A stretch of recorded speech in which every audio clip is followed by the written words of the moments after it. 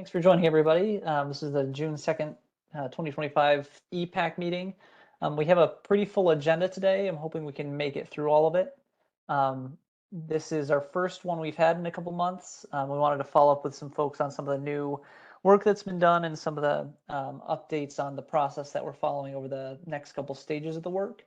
The meeting today is going to primarily focus on some of the utility local modeling that's been going on, giving an update on how stage 3 process is going to flow, as well as some information that stakeholders had requested about how the engagement with the ATWG was going to go, as that was called out in the original order as a requirement that we coordinated with ATWG in the solutions development phase and incorporate the grid enhancing technologies that are analyzed in the ATWG into the solutions development work here in the CGPP. So those two components will be reviewed by the utilities today. And then if we have time, we're going to switch to an update on the bulk needs assessment work that's ongoing that NYSERDA is helping lead with DPS and a consultant. Those materials were posted last week, so hopefully you had a chance to check those out on the EPPAC website. But they'll be presented today, and whatever isn't covered today, we'll try to find another time this month, hopefully to follow up on the rest of that work. Was there any questions about the agenda or the ongoing process before we jump into some of the presentations?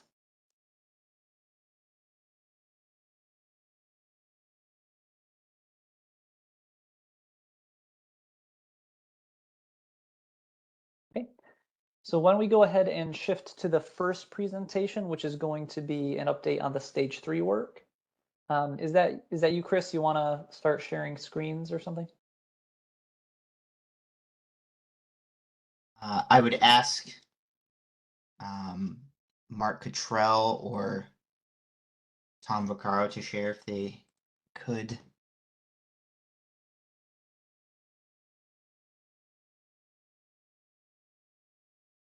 Should be able to share my screen. Just bear with me.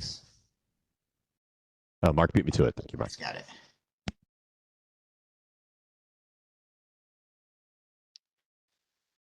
All right. Okay. Okay, so we wanted to just share stage 3, sort of where we're at as a utility or as a group of utilities, how the sausage is made, what we're actually doing in stage 3, why we think this is a good method for the local assessment. And we would call this sort of like, we're calling it stage 3 plus. It's not really a change from what we had originally proposed. It's sort of just a addition where we think it makes sense, incorporating some comments from this group here, as well as from the DPS as well, to sort of come back with a better product, we think, for hitting all of the goals that the state has here. So what we did is we thought we'd put together a flow chart like this, kind of showing each step of the process and how we're going to be kind of getting to that outcome that everybody wants, which is sort of a set of infrastructure projects with scopes, costs, headroom benefits, in-service dates, and also optimize generation locations with their resource types and locations. So without further ado, I'll sort of kind of walk through this here. So we all know stage 2, the network model development. That was the set of power flow cases that took the capacity expansion models from the New York ISO with the preliminary generation locations, placed them at nodal locations, and sort of we had the set of projects or set of generators from 2030, 2035, and 2042, the 3 scenarios, and the 4 load levels. So going to stage 3, what we realized is a lot of these, I'll call them speculative generation locations, were maybe not the best locations and could be better optimized. So the first step that we're kind of doing here is identifying the appropriate areas and interconnection points using engineering judgment, as well as the NYSERDA LSRs, the best locations for fuels, fuel types, and things like that.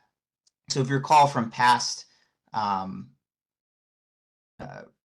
past presentations, we kind of already alluded to this a little bit, where optimization and new interconnection points of generators and injection size were actually going to be considered as a potential, I'll call it solution, for identified constraints. What we are doing now is sort of that's becoming really integral into the process itself. So in this first box here, identify appropriate areas and POIs. In most cases, that's going to be really down to the county level rather than more of the regional level that was done within New York ISO's process. So what we're doing is we're identifying how much headroom there kind of is within each of these counties and identifying where the transmission constraints are.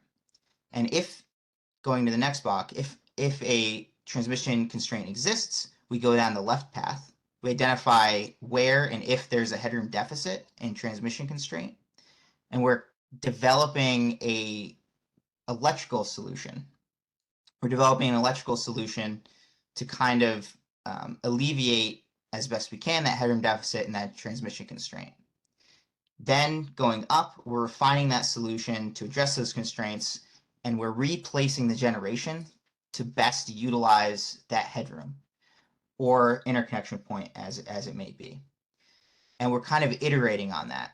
Okay, we've developed a solution, we've replaced all the generation to optimally use that headroom, and we say, okay, is there still a local transmission constraint that we've identified that needs to be addressed? And we kind of go through that loop until we get to the point where, nope, we don't have any more headroom deficit, and we go down the right path.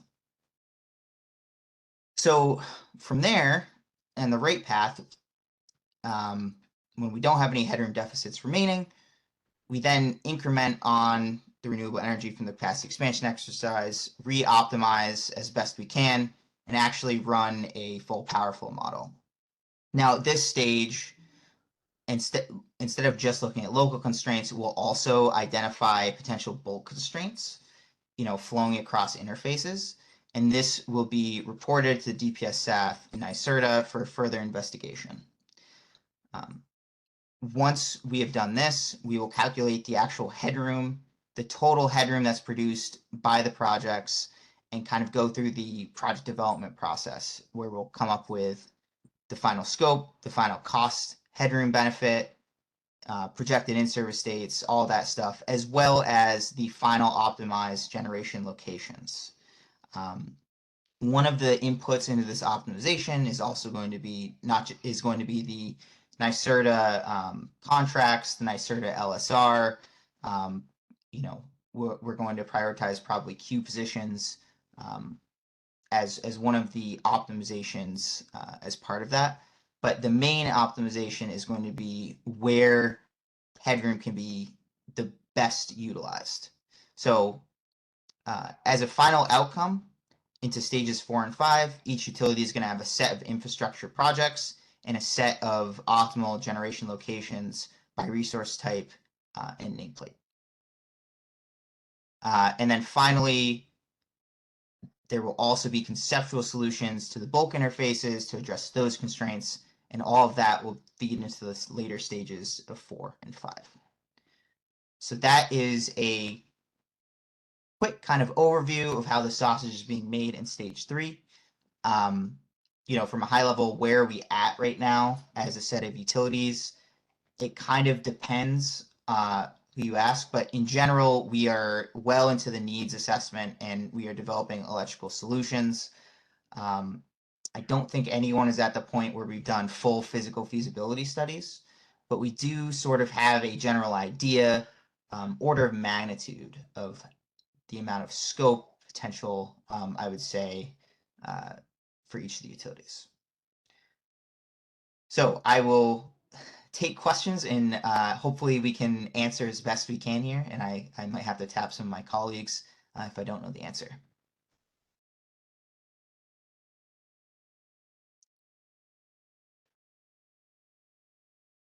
Go ahead, Veronica. Hey, can you hear me okay? Yep. Okay. Thank you. I have a question. So you are saying that you're going through this process, that implies like you are not done with this phase. You are like now in the process of iterating through this diagram, like where you see constraints, are they real or not, and replacing generation. Is that what you are saying, Mark? We are in, yeah, we're in the process of this. We're in the middle of it. Yep. And how, when you say speculative generation, and then you are looking at reassigning the POI for a particular size generator, how, what you are using, or how you are ensuring that that choice makes sense, like from a development standpoint, from a So renewable development standpoint. a lot of it is based on, there's two major inputs into this. The first is sort of looking at the NYSERDA LSR, which kind of tells us county by county how much wind is projected there, how much solar resource, or how much solar is projected there, and the cost to site that generation. So that's sort of like the first way we're identifying that. And then secondly is sort of where is the headroom best utilized? Because one of the major barriers is obviously the cost to interconnect to the grid. So we think that by using these two things, so the economic analysis by NYSERDA on the optimal places to actually site generation, and then our analysis on the optimal places to actually interconnect generation to the grid. That's sort of how we're optimizing that for upstate. For downstate, it's a little bit different. Their main constraint is POIs, interconnection points. So it's a little bit, I don't want to say easier, but there's less of a formula, right? In downstate, this is where we can interconnect. So that's where we're going to optimally place the generation as compared to stage 2. Does that answer your question? Yes, and AC New York has had some conversations also relative to, on the basis of the comments we submitted on the mapping. So we have had some discussions about using the Q data. So I would like to just confirm that you are also looking into that at the NYSERDA contracted projects and what their POIs is, what their POIs are, and like other Q data that is available, including Yes. transitional cluster data. So I will say we haven't talked about this since that meeting, but I don't want to speak to OGU, but I think that is a valid source that would make sense to use when identifying the most appropriate POI locations. I guess, unfortunately, and I hope this isn't the case, but it's possible that those NYSERDA contracted locations might not be the most optimal for using the existing headroom in the system. But it is a valid point. I think it makes sense for us to potentially use the queue and that NYSERDA contracts locations as well as a siting judgment. Yeah, and those seem to be like the most certain generators that you may have on the system, given that they are contracted. That Yes, there was, yeah. that's true. But I think what we sort of want, I don't know if we want to avoid this, or I think the goal of this analysis is sort of to, in the CGP in general, is not to make individual generators like solve their interconnection problems, but to sort of resolve the overarching constraints on the system. So I don't want to be too strong and say, yep, there's a generator here. We have a constraint on this particular line. If that's only caused by one generator, I don't know if it's the place of this study to resolve a constraint. Now, if it's caused by, there's a lot of generation in this area and it's all causing congestion on this common line, I think that's where the CHPP should fit in, and sort of what the goal is here.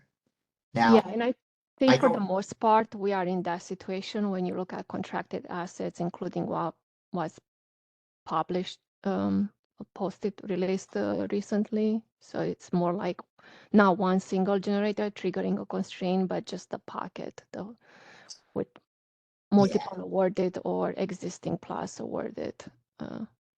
Yeah, and that makes a lot of sense. I think using that as a metric for where generation is likely to go makes a lot of sense. I just wanted to make it clear that we're not targeting any particular developer if we're not solving a constraint for a particular generator. That's all I'm trying to say. Yes, and that makes sense to us as well on this, New York. I'm pretty sure that I'm speaking on behalf of the whole group and I think this is where the importance of this process comes, providing that transparency to all the stakeholders, like where good sites are, where renewable generation could be developed. So it seems like it's something that between NYSERDA awarding where there is headroom and generation being developed where there is headroom is something that we all aim to as we go from a cycle to another with all this information being released and utilized across the board. I Yeah, think you struck the right balance there, Chris. It's worth considering. The planners have a lot of factors to consider, but to his point, Radhika, it might be the case that not every single generator POI has something that directly lines up with both the cluster study and NYSERDA Q. I think the goal would be, to your point, use this as an indicator of where solar developers and their expertise believe are good sited locations, considering variables that maybe we don't have directly in our model, that you have more insight into on your end. But the ultimate goal is techno-economic optimization, right? Which might mean the planners using that discretion to move something to a site that causes less of a transmission cost in the overall goal of getting to that minimum cost. So long way of saying I think we're all in agreement that those are things worth considering by the planners, and most of the planners are the ones working closely with NYSERDA or the folks doing the interconnection studies through the cluster studies, so they would have that insight. But it might not end up one-to-one exactly, depending on individual circumstances.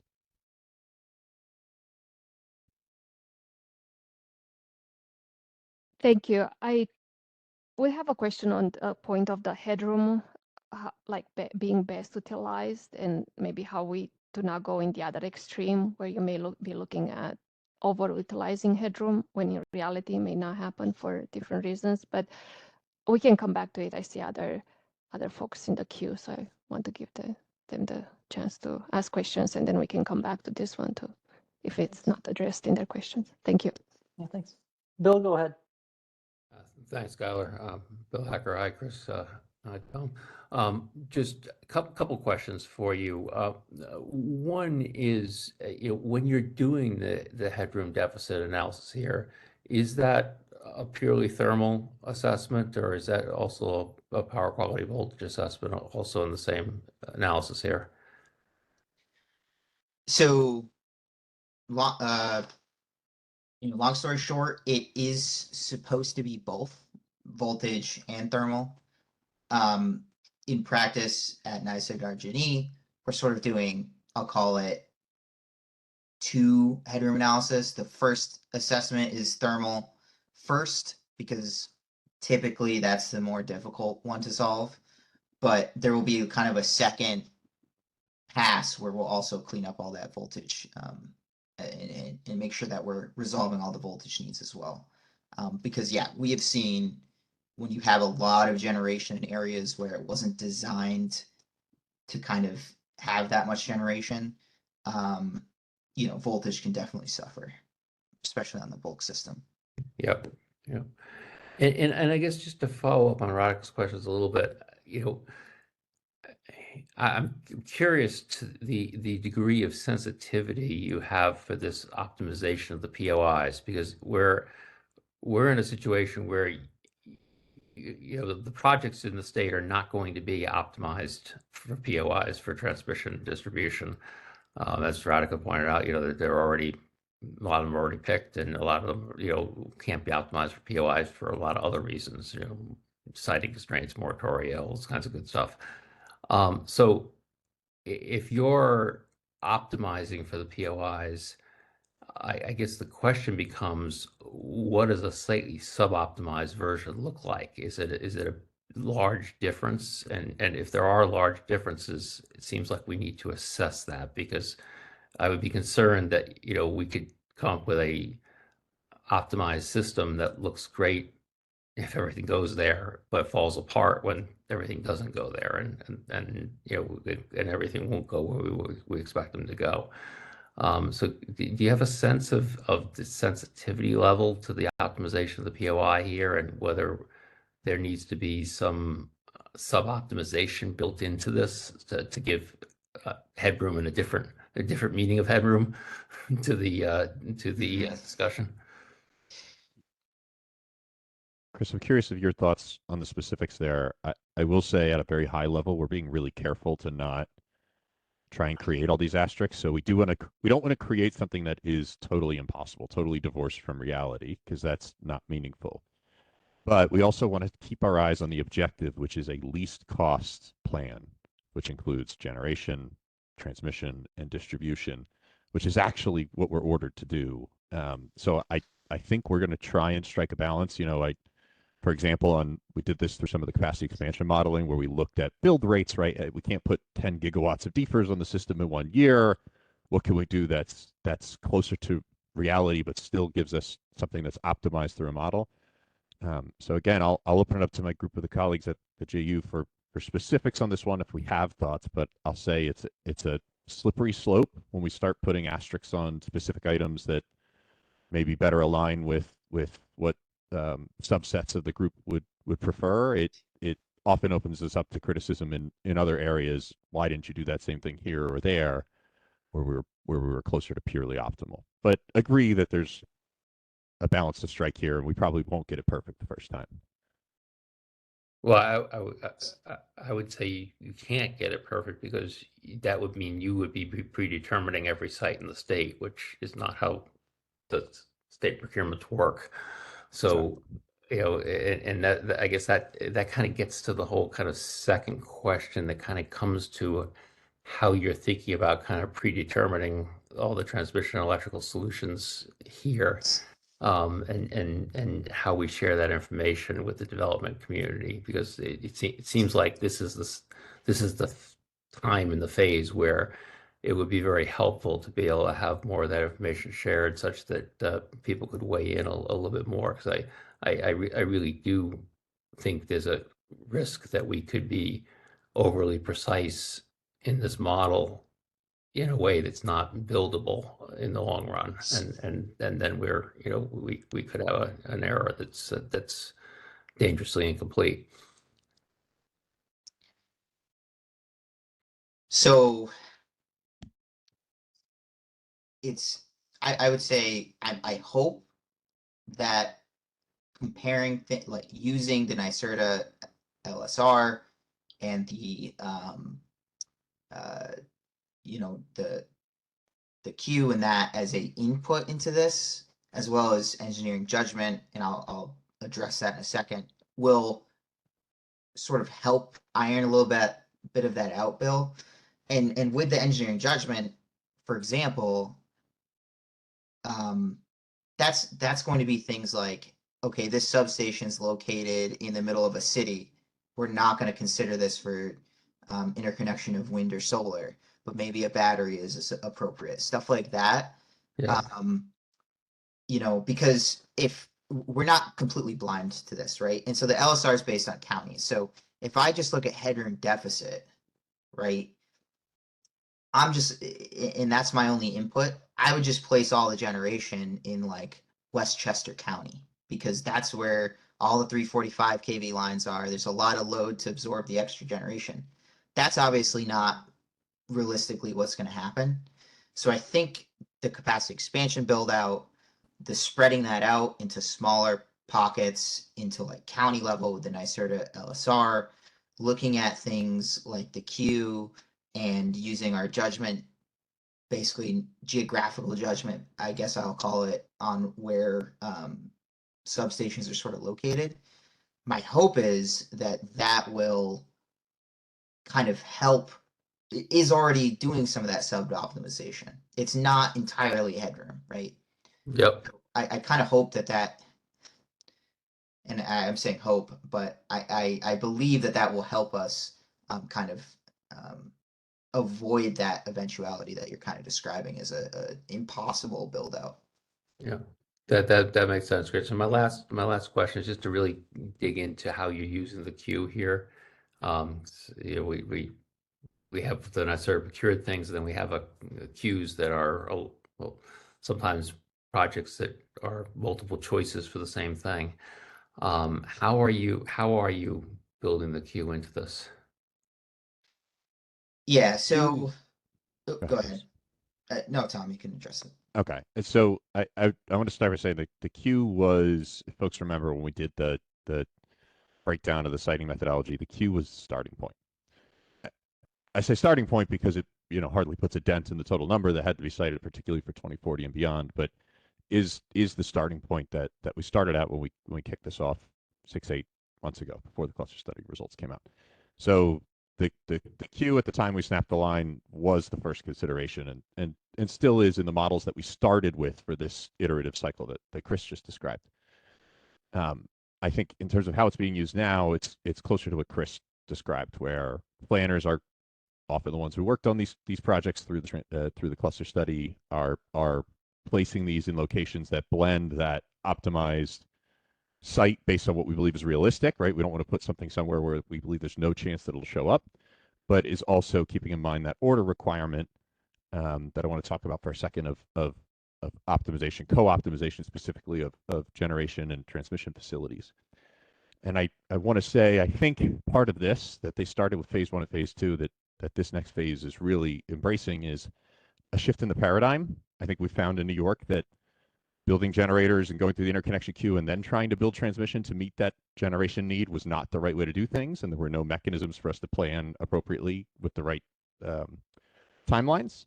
So this is a shift towards, all right, transmission utilities and developers, you're looking out 20 years, you are building the transmission in a way that enables headroom at not a POI by POI location, but more headroom pocket by pocket. And ideally, you have the models to support the fact that this transmission build out would result in a co-optimized least cost P, D, and Gen build out. Hopefully it's I don't want to say build it and they will come, but I think the idea is part of these planning models are supposed to change the way we think about LSR siting and hopefully have these two things more co-optimized as opposed to, hey, you have to consider the queue and these things as a direct input and you have no ability to optimize outside of that direct input. So again, I think we're like 90% of the way towards each other, and there should be a good amount of overlap because we agree that it's a great indicator, but just don't want folks to be disappointed if it's not a one-to-one output, right? Hey, whereas my project was here and I expected it to be sited on this tap and it's at this substation next door and that's not right. We won't get to that level of granularity here every time for a couple of different reasons that I just mentioned. Okay, thank you. Shadab? Hey, thanks, Skylar. Hey, thanks, Chris and Tom, providing update on this. I have 3 questions about the modeling. I'm assuming this optimization is happening on the 2040 model, or are you doing it piecemeal, 2030, 35, and 40? Can you explain more about that?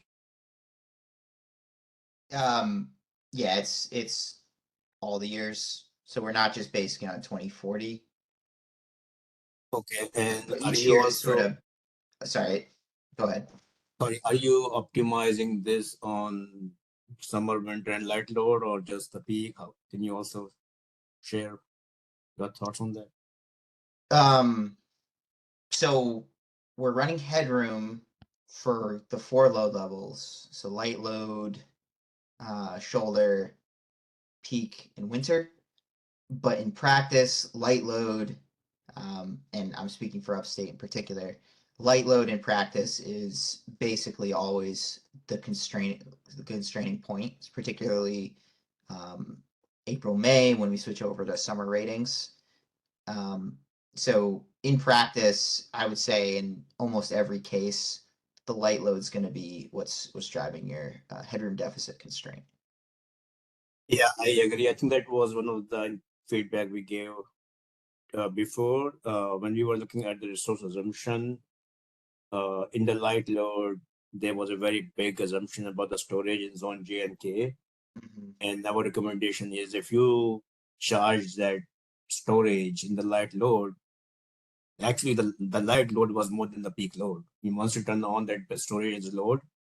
So I don't know if you guys have seen that, but I would encourage to model the storage appropriately, especially in zone J and K. And I think you'll probably see even more constraint if you haven't done that so yet.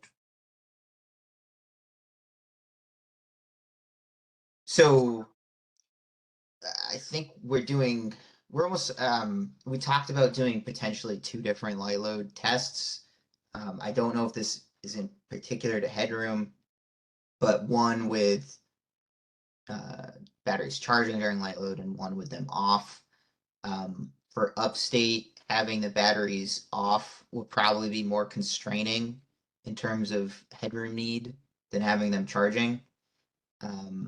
I can't speak really to downstate. I don't have very much expertise there, but for upstate, usually batteries are a helper, not a harmer when it comes to headroom when they're charging, that is, during light load. Yeah, I think zone J and K. I'm certainly not expert, but that will be interesting. I think to turn on them as a load. My last question is, when do you expect to publish these cases and results?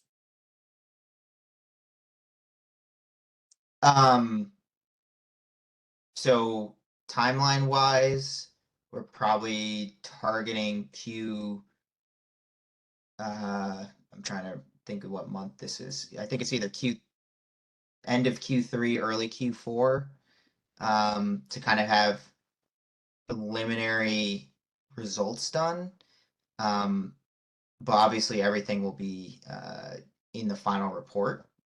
I don't recall if we committed to presenting sort of pre-resort results to this group, but I think certainly we'll have some information around that time frame. And I'll say probably the place to keep an eye out for information, like Chris mentioned, the salient information on the solutions that are going to enable the headroom are going to be most detailed in the final report. And I will add, you asked about the years. 2035 is the year that we're most focused on for detailed project scopes. Now that's mostly on the estimating side because that takes a really long time, which I don't think is as much a concern for all of you. But in terms of what you see in the final report, 2035 will be where we have a lot of details on projects because the commission really only has this cycle to decide on whether we move forward with 2035 projects or not. Next cycle will be a little too late. You'll see some discussion of 2040 as well, the needs and trends and maybe some solutions, but there'll be less detail on the solutions because the idea is the commission gets another bite at the apple in 3 and 6 years on 2040, whereas 2035 being a little sooner is going to be a little bit more of a challenge. So just wanted to add that on the report. And in terms of where to look for cases, like Chris said, the final report will have details on the projects, but an earlier indicator that we may end up discussing with this group is the stage 5 models. We're going to have to input a lot of information into the stage 5 capacity expansion models. I imagine we may discuss some of those inputs like we did here for stage 1, and a piece of that will hinge on some of these results that we're talking about here in terms of what solutions we give the model to select from in redoing the capacity expansion optimization model, stage 5. So that's probably where I'd keep my eyes out, is the final report with the most details, but stage 5 will have to include some of the results for the model to accurately optimize. Yeah, thanks, Tom. Will you be providing the PSSC cases? I do not believe so at this time, but that's something that we could take back to the joint utilities. And Yeah, we will appreciate if just for our own, sake here, we can take a look at that. If you guys can, whenever you are done with optimizing the model, and if you can share those models, how it looks like, that will be very helpful. And two, Tom, I would just encourage, when you have 2035 solution and detailed discussion, it's probably a good idea to test 2035 solution on the 2040 case for longevity. When are we going to do this? Are they robust enough to survive, the 2040 test? So that's perhaps a good idea to do. Yeah, so one of the important parts of the 2035 solutions, and I think we've perhaps touched on this in the past, is our hope is to make them potentially either able to withstand that amount, right, or to be able to be built upon to kind of meet the 2040 goals, so they're expandable. So yeah, that's definitely top of mind here. Okay, thank you. Raya. Hi, thanks.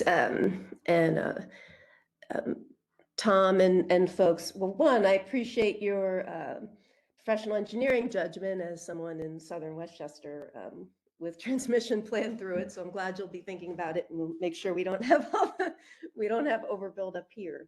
But I have two questions for folks at the utilities. At this piece, can we, or how can we ensure that, or can we ensure that we enable some kind of overlay here for these results with, with the contours of the state designated disadvantaged communities? So that's question one. And maybe that's question one. I'll leave it there. I have another follow-up. Yeah, that's oh, Tom, you want to take this one? just quickly, I could say I think we obviously know the locations here, and as part of that final reporting, should be straightforward enough to help talk about where the locations overlap with DICs. In terms of some of the other requirements that are a little more ambiguous, outside of just reporting, how we consider what's benefiting a DIC versus not. There's some precedent out there, but we have to talk it through. I'll say we were excited to hopefully work with a national lab that was doing something similar, modeling related to DEI and DAC objectives at the state level, and how to take something in a law and turn it into a model, which we found through this forum is often a challenge. Unfortunately, with the administration change federally, all that funding disappeared, which I suppose is not a total surprise. But just to say, I think we're confident we should be able to report out on some of these factors at a minimum. But exactly what steps we take after that, our plan A has fallen apart, and we plan on talking to staff in the very near future about a plan B. Oh, well, can I say thank you so much for that? Was it, I'm curious, was it Berkeley, or, I mean, you don't have to name, I get that it's, the plan A is gone, but I know that we'd be very interested in talking about that. And maybe there's something, something that we can do, or some modeling that we could do, that we could also do to help illuminate that. I'd love to follow up with that. That's very, I mean, it's disappointing to hear about that happened, but I'm very encouraged that was work you were engaging on. Yeah, let me look back.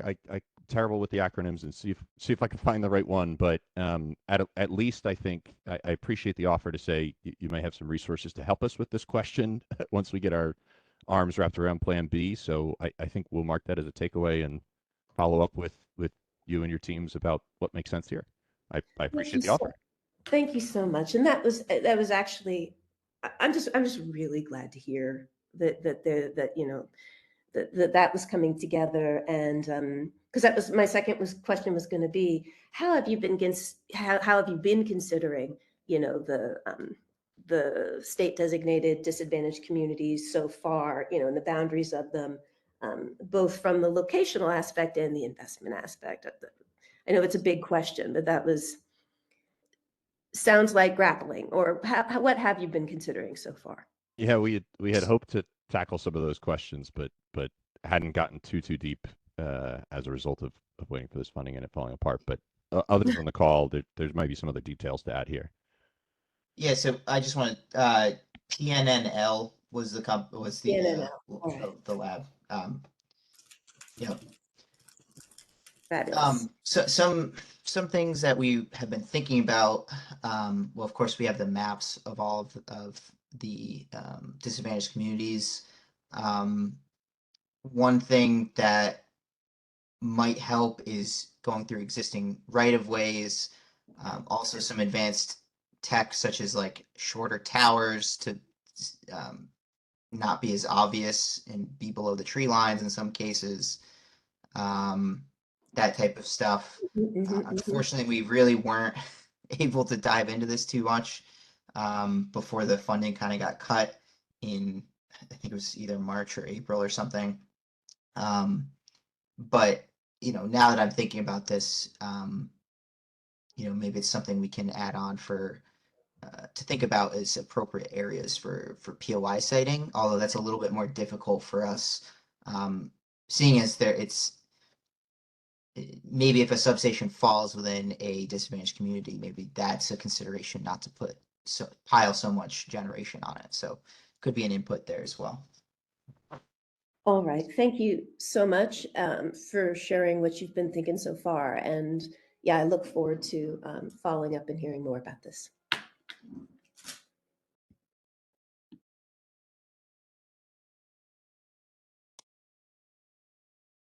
Maybe I can Bill, jump in I again. think you're next. Yep.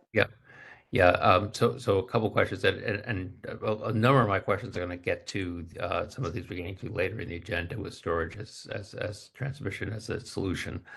So I'll just tee up the fact that curious, and we can talk about it later as to how those thoughts start to percolate even in this stage. But because first of all, I was very pleased that you're continuing down the line that you just talked about before about evaluating the storage as being a load during light load times for the headroom benefits, and obviously there are other potential benefits you could use the storage for there as well.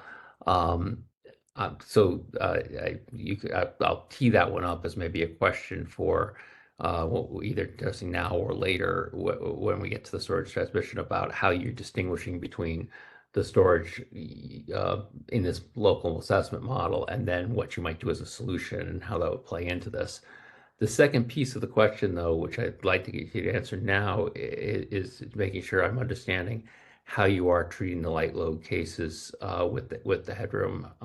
As we're looking at 2035, we have the ISO's minimum interconnection standards to be able to flex the resources during times when they might have deliverability issues or other issues. We have flexible interconnection happening in the distribution system that you guys have some pilot studies happening, and we're working, other people are working, and I would hope that by the 2030s we have flexible interconnection happening where we are also flexing the output at light load times. So is that being considered at all in here, or is the light load time actually having to have full deliverability of all the resources at that point in this model? So I guess I'll try to answer your first question. I think you were asking about how are we treating storage as a market asset versus I'll call it a transmission asset, and how are we separating those?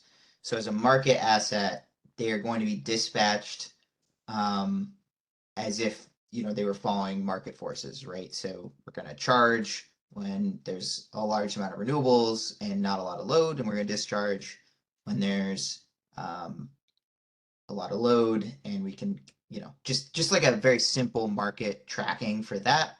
For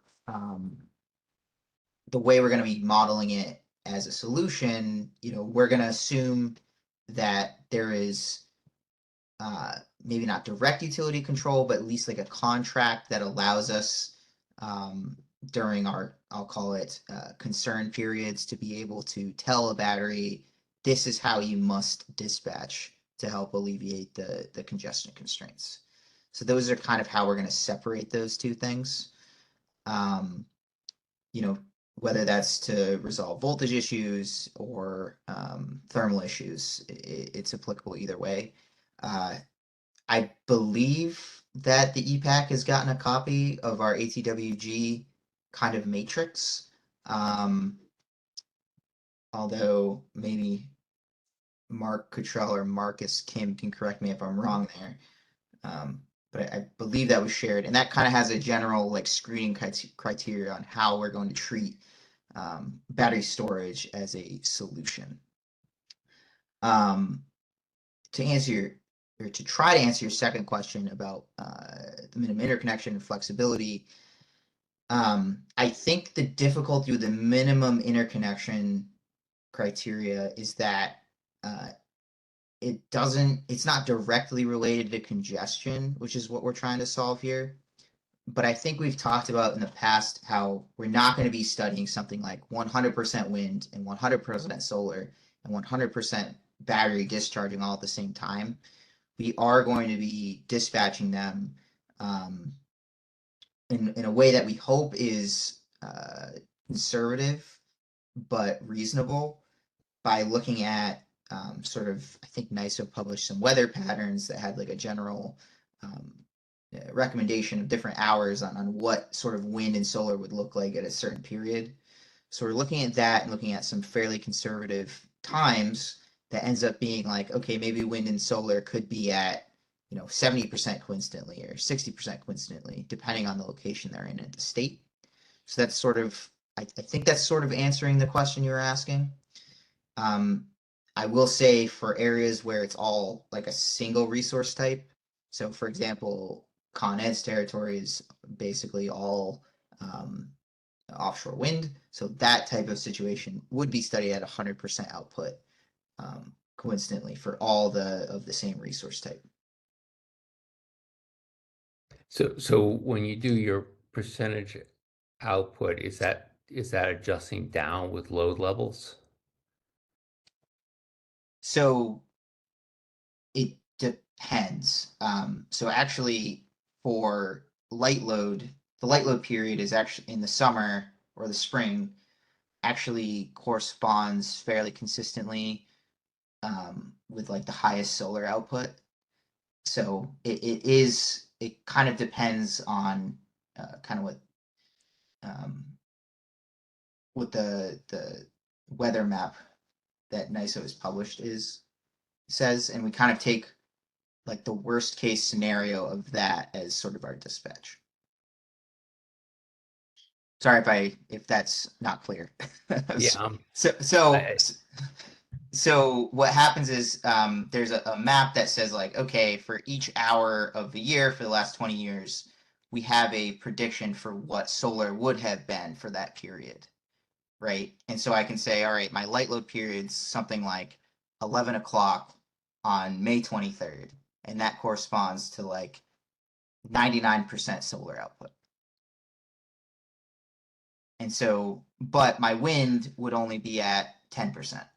So that would be like a light load, high solar scenario. Whereas my high solar scenario in the summer would correspond to maybe 80% solar and 0% wind. So that's sort of how we're corresponding dispatches. Right. I guess what I'm still not clear on, Chris, is in that scenario. So your May exact time. If you have a lot more solar trying to output than load at that point, is the solution forcing a transmission solution to solve that problem, or is the solution going to back off the solar at that point? So I'll go back to sort of what Shadab was saying earlier, which is interesting that actually we have a lot of batteries that need to be charged in downstate during those light load periods where there's a lot of solar. So we're kind of there's always going to be an opportunity to charge that. But I think I see what you're saying is even in that situation, if we had a lot of extra load, do we need to solve that need or can we turn down the generation? Right. I mean, I'm all for, But we so represent batteries, so we're all for having those batteries charged and being the load, but it seems like that combined solution is a combined solution. so I think we're not going to be discharging the entire state at once. So that what I was discussing earlier about the dispatching, we're kind of splitting in upstate. We're kind of splitting the state into I'll call them regions, where we're trying to identify like, okay, what if Western New York had a lot of sun, but the rest of the state was all cloud coverage? Like, what do we need to do to ensure that we can get all this power out and still serve the load in the rest of the state? So I don't think we're going to have a situation where we're over dispatching generation much more than the load. So we're not going to be dispatching the whole state to like 99% solar at the same time. Okay. Yeah, I mean, that part makes sense. I mean, it does seem like we still are going to have migrated, hopefully by 2035, to the point where, you know, the ISO minimum interconnections will go down below 100 kV, and we'll have the ability, some control ability to curtail a little bit on some of these things, and also, as you talked about, bring up the storage to be a load there. So I guess I still worry that we may still be overbuilding with this scenario as being modeled, but Well, I see your point. I think that is potentially, I mean, the goal is to limit curtailment as much as possible, while still being like reasonable. So, but I do see your point as that could be potential. But I hope, because we're sort of regionalizing the state a little bit, any one region could be at 100% output.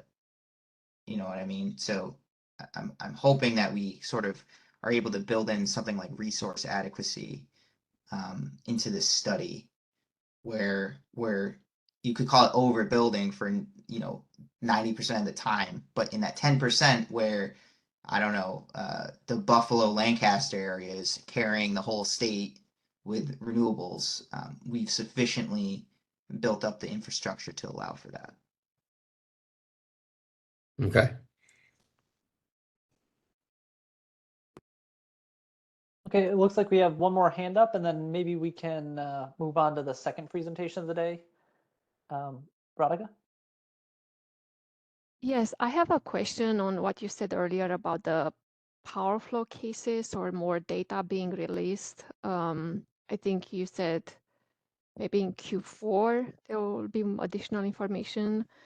In the past, several of us have asked whether those power flow models will be released to stakeholders under appropriate CEII and process, and the response was, we'll take this back and get back to you. So it seems like maybe either the discussion hasn't happened, or you need to tell us yes or no whether you are willing that those power flow models be released, because we have been asking this, several of us have been asking about this. And I think from not having a straightforward answer, it seems like maybe the answer is no, we cannot have those. So my recommendation would be either that this this question about whether the power flow models will be released or not receive a written follow-up with a final decision, because we have been asking for this for a while among several of us. The other, if those models are not being released, would it be possible to post again the revised mapping?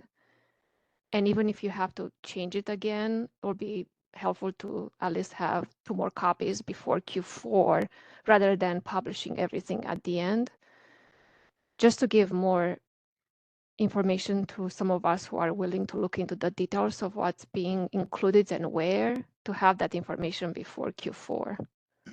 So, I think we'll do go ahead, our Tom. yeah. Apologies, Chris. I think we'll do our best. I appreciate you bringing it to a point. Just to be totally transparent, I think the answer at this time is we do not intend on sharing detailed power flow models, unless something changes in the near future. I don't think that's a core part of this process or essential to moving the process forward in a timely fashion. In fact, it might hinder that if we're spending a lot of time putting together detailed charts like we have in the past, where we've had maybe hired consultants to do something like that we no longer have on board. That said, like I mentioned earlier, I do expect some of this to come out as part of the stage 5 model setup work. I'm imagining it will be similar to how we did it before, maybe less open-ended because we're starting with the same assumption set we had for stage 1, but just updating some numbers, certainly filling in the marginal solution costs and rerunning the model with NISO.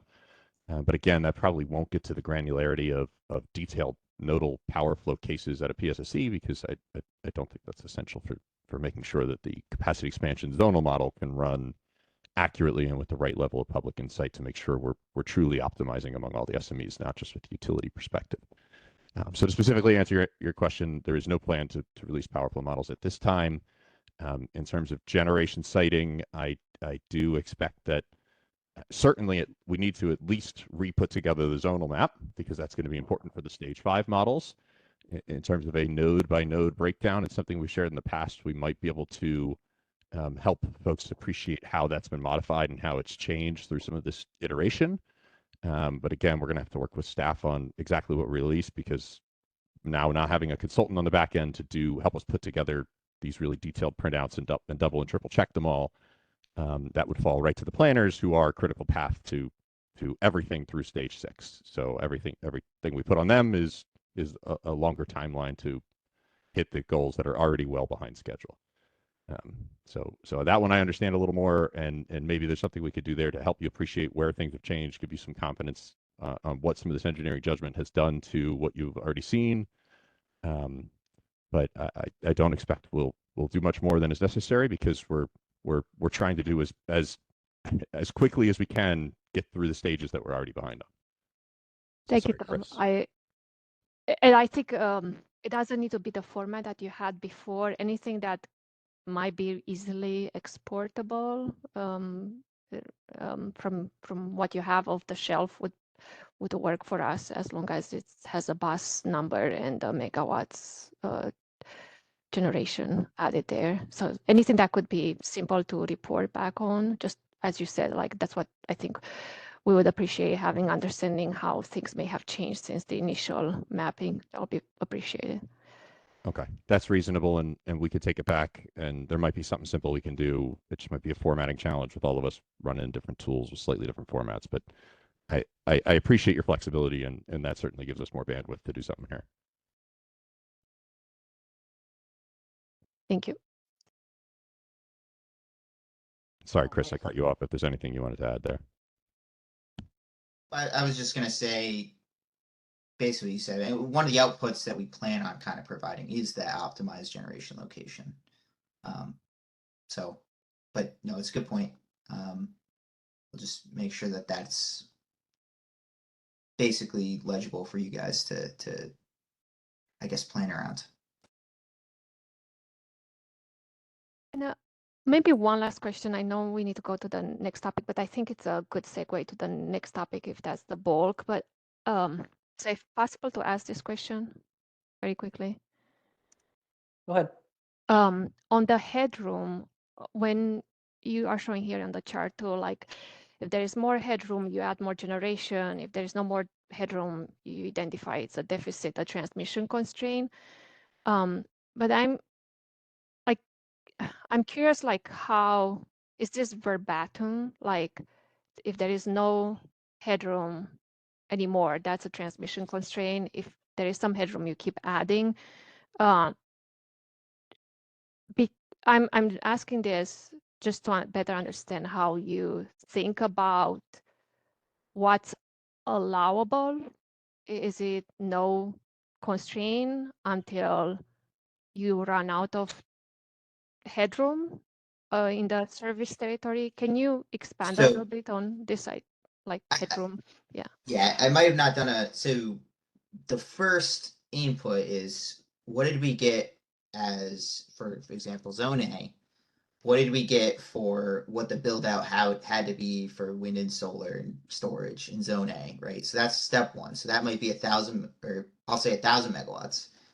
And then we look down, I'll call it at a county level. So we generally did like a county level. Some counties might be combined if they're electrically close. But then we look at the NYSERDA maps or LSR mapping, and we basically disaggregate that amount of generation to each of those counties. And that's like, okay, we need to get 500 megawatts in Erie County, for example, in Western New York. So that's what we need to get. We run our headroom assessment in Erie County locally, and we say we only have 300 megawatts, and I'm making these numbers up, but we only have 300 megawatts of headroom in Erie County. So we need to come up with a solution that unlocks 200 megawatts. So we're not just infinitely building headroom until it's gone. There is sort of a amount of generation we have to cite in each county or region, or electrical region, I'll call it, that we're targeting. Is that sort of what you were asking? Yes, and it's very helpful. Thank you. Yep. Shadab, is it going to be a quick question? We have to Yes, move on Skylar, here shortly. it will be a quick one. Okay. I heard Tom's response about not releasing the power flow case, Skylar, but we will appreciate. I think for transparency, it's important if if you can share the models and result when you finalize your plan. Our intention is not to slow down this process. All we are trying to do is make it better, given the constraint we can, and most importantly is just learning what we can learn and then provide feedback for the next cycle. So we will appreciate if you can provide the PSSE models whenever they are ready. Thank you. Thanks, Shadab. I did do some digging on the back end, and we couldn't find anything here at DPS where we had done that before or had the utilities share the actual models before. There's typically been outputs, but we can check again, or if anybody else knows some examples of paths we might be able to follow there, that'd be helpful. Now I wanted to move us on to a discussion of the materials, the second batch of materials that were shared around how grid enhancing technologies would be evaluated in the planning process as well. I think the utilities had some slides they provided that are posted on the EPPAC website, and I'm just hoping we could walk through those a bit so folks have a better handle on how things like storage for transmission services and other resources are going to be accounted for in the modeling. Yeah, no problem. I should be able to share my screen. So just let me know if this doesn't work. Can you see I just downloaded this from DMM, Yes. so it's exactly what y'all have. Okay. So I'm going to walk through some of this. Again, the JU colleagues, feel free to jump in, and folks, feel free to raise hands for questions. I'm going to try and move relatively quickly, just so that we have some time for, the final presentation. But I think you'll see we have some good thoughts here. And again, this is about a grid enhancing technology screening tool or planning tool developed primarily through expertise in the Advanced Technology Working Group. So just an introduction here. Again, I'm not going to bleed this dry, but some reminders. One, the CGPP is about the goal of CGPP, which is important for us to keep in mind in developing this tool, is to appreciate the LSR integration and deliverability challenges directly associated with enabling CLCPA, i.e. 70% renewable by 2030 and through 2035, as well as net zero by 2040, and developing least cost solutions to enable the CLCPA. So it's not 100% overlap, right? We're not considering all grid enhancing technologies for all needs here. We're particularly focusing on how it can enable CGPP, which is around renewable deliverability commensurate with CLCPA goals.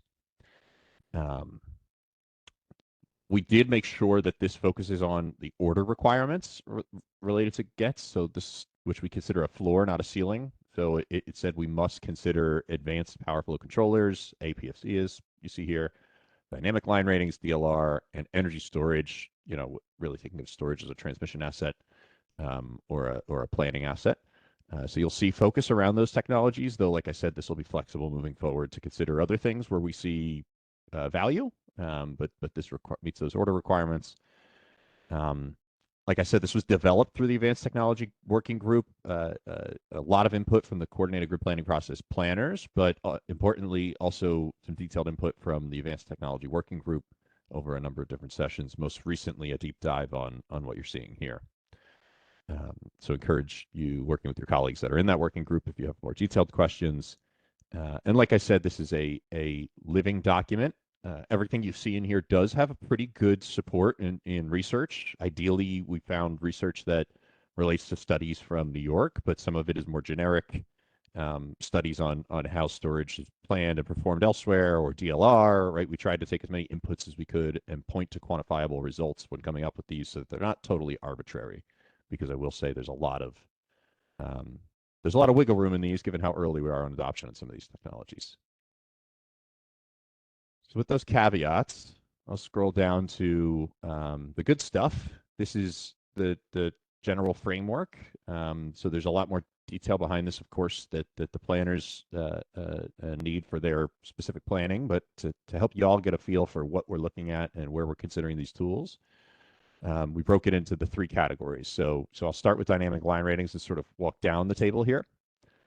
We focused on overhead transmission capacity needs related to renewable deliverability. Again, the core focus of CGPP. Though there are some other niches that may be worth considering, that's probably the biggest niche. We're focused on increasing capacity for renewable deliverability, but not just peak capacity, but it could be the opportunity for some of those other time windows, shoulder or otherwise, to provide some deliverability capacity. Importantly, the sweet spot here, right? This is, again, not an end-all be-all rule, but sort of a rule of thumb to help planners know which needs might be viable or which solutions this might be a good alternative for. And that's really like a peak shaving type of need. So something where you're 10 to maybe 30, 25% over the line's rating, where you could bring that down with the existing line or a simpler reconductor on the existing structures. But really, this is not a good solution for a double the line rating or triple the line rating, right? This is going to be to squeeze a little bit of juice out of what's existing there in the assets, not to double or triple the capacity. We found it has high availability in that 20 to 90+%, 70 to 90+%, excuse me, based on our case study reports.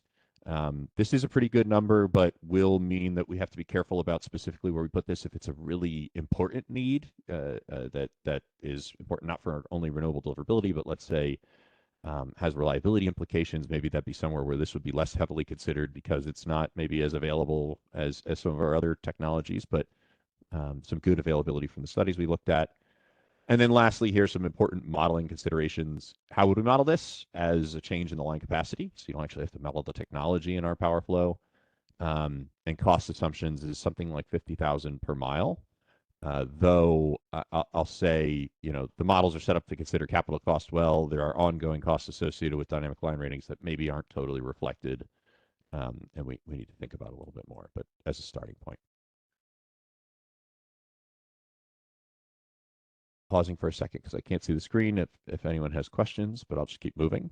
T&D energy storage, like I mentioned, really storage as a transmission asset is the way to think of this. Storage is a solution. You'll see lots of viable needs and use cases. Storage, what we used to call it the holy grail, right? It could do a lot of anything. It could do almost anything you tell it, which means it can meet a lot of different needs, but it just can't do everything at once. So that's what the balance that this attempts to strike for storage. You see really any thermal or voltage violation it could fix.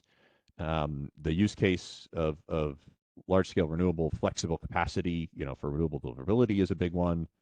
And the other one I want to call out here that's maybe a little unique to storage is this concept of bridge to wires. The idea that maybe you have a need that's a little further out that requires a really big solution, right? Maybe like a bulk or large 115 solution. That has a good amount of uncertainty associated with it, right? Maybe it's about speculative generation coming on instead of that queue generation or something of that nature, a load that hasn't materialized. Maybe bridge to wires is worth considering here, where storage could be deployed quickly and maybe a little bit more cost effectively for a smaller need for a number of years. That gives us time to either construct the solution or time for the need to mature, i.e. this speculative thing that's causing the need to appear in our models further out becomes less speculative through reality. So that concept of bridge to wire is something we haven't forgotten about, particularly for renewable deliverability. In terms of a sweet spot, this is a little more challenging for storage because it's really use case dependent, and we are going to be looking to update this with work that's ongoing around storage, of which there's a lot in this state.